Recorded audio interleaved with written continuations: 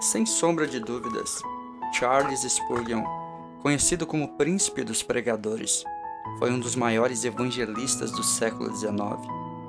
Após mais de 100 anos de sua morte, seu exemplo de fé e prática do Evangelho ainda continuam inspirando milhares de cristãos ao redor do mundo. Seu entendimento e amor pelas Escrituras, manifesto por meio de suas obras e de sua vida, tem sido referência no contexto dos cursos teológicos de nossa época. Primogênito entre 16 irmãos, Spurgeon nasceu em 19 de junho de 1834 em Kelvedon, Inglaterra. Devido a dificuldades financeiras de seus pais, passou parte de sua infância com seus avós paternos, que o iniciaram na fé cristã. Leu muitos livros, entre eles O Peregrino, de John Bunyan, obra que marcou profundamente sua vida. Ainda na infância, ouviu uma palavra que foi confirmada posteriormente durante seus anos de ministério. Este menino pregará o Evangelho a grandes multidões. Spurgeon buscava um relacionamento genuíno com Cristo. A convicção de pecado perturbava sua alma. Por 6 meses, ele visitou igrejas, orou e lutou contra a condenação que sentia. Certo dia, devido a uma nevasca, deteve-se em uma congregação, onde ouviu um simples sapateiro levantar-se e ler: "Olhai para mim e sede salvos." Isaías 45, 22. O pregador repetia a passagem e dizia: "Olhai para mim, e não para vocês mesmos. Olhai para mim, pendurado na cruz. Olhai para mim, morto e sepultado." Em seguida, fixando os olhos em Spurgeon, disse: "Moço, olhe para Jesus. Olhe agora." Spurgeon olhou para Jesus com fé e arrependimento e foi salvo. Por toda a sua vida, jamais deixou de olhar para seu Senhor e Salvador. Após sua conversão, foi batizado e começou a distribuir panfletos e a ensinar crianças. Aos 16 anos, pregou seu primeiro sermão em Teversham e aos 18 anos recebeu a incumbência de pastorear uma pequena congregação. Convicto de que era a vontade de Deus para a sua vida, aceitou o desafio e passou a liderar um suntuoso templo de 1.200 lugares, que contava com pouco mais de 100 pessoas frequentando os cultos. Entretanto, a popularidade de Spurgeon imediatamente tornou necessário a ampliação do prédio para acomodar os fiéis que ali se reuniam. Mesmo após uma reforma, poucos meses depois, o espaço tornou-se insuficiente, pois multidões ajuntavam-se para ouvi-lo, a ponto de muitos não conseguirem entrar no templo. Assim, ousadamente, Spurgeon decidiu mudar a igreja para um lugar com acomodação para 12.000 pessoas. No culto de inauguração do grande tabernáculo metropolitano, em 18 de março de 1861, houve participação de cerca de 10.000 pessoas. Spurgeon causou muita agitação em Londres. Sua pregação brotou como um manancial no deserto espiritual em que vivia a Inglaterra e outros lugares da Europa naquele tempo.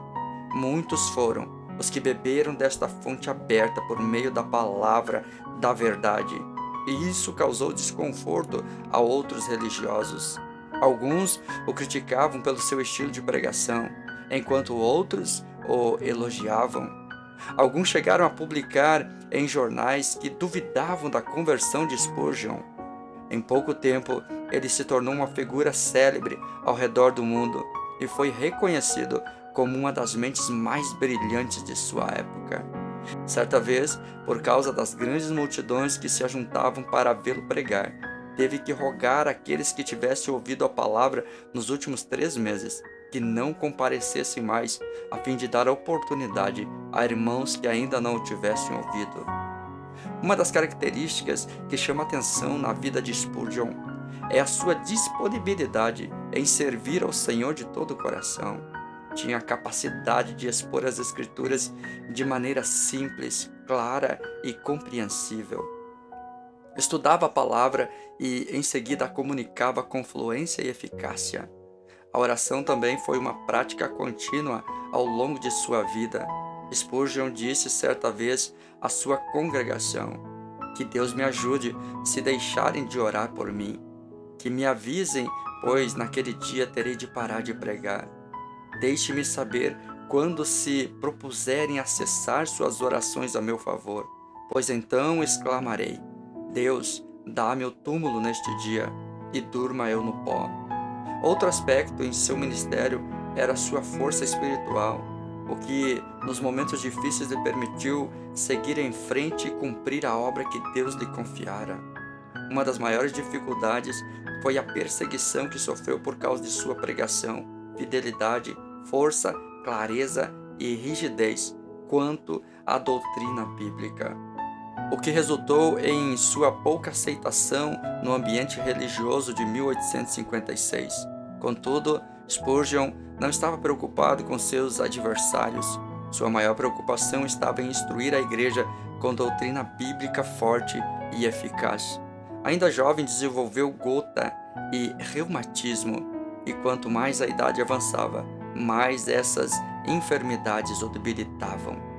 No ano de 1880, foi diagnosticado com Bright, uma doença degenerativa e crônica, sem cura. Em 1891, sua condição agravou-se, forçando-o a convidar um pastor dos Estados Unidos para assumir temporariamente a função principal de sua igreja. E em 1892, os sermões de Spurgeon já eram traduzidos para cerca de 9 línguas diferentes. Aos 50 anos de idade, Spurgeon havia sido responsável pela fundação e supervisão de cerca de 66 instituições, incluindo igrejas, escolas, seminários, orfanatos, escolas de pastores, revistas mensais e editoras. Pastoreava uma igreja de milhares de pessoas. Respondia uma média de 500 cartas semanalmente. Lia 6 livros teológicos por semana. E isso, dizia ele, representava apenas metade de suas tarefas. Dentre seus dons estava a capacidade de escrever. Comunicava sua mensagem escrita tão bem quanto a pregava. Adormeceu em Menton, França, em 31 de janeiro de 1892, aos 57 anos. Seu corpo foi transportado para a Inglaterra na ocasião de seu funeral, 11 de fevereiro de 1892. Muitos cortejos e cultos foram organizados em Londres. 6.000 pessoas assistiram ao culto memorial. Em seu caixão, uma Bíblia estava aberta no texto de sua conversão: "Olhai para mim e sede salvos." Em seu simples túmulo estava gravadas as palavras: "Aqui jaz o corpo de Charles Spurgeon, esperando o aparecimento do seu Senhor e Salvador, Jesus Cristo."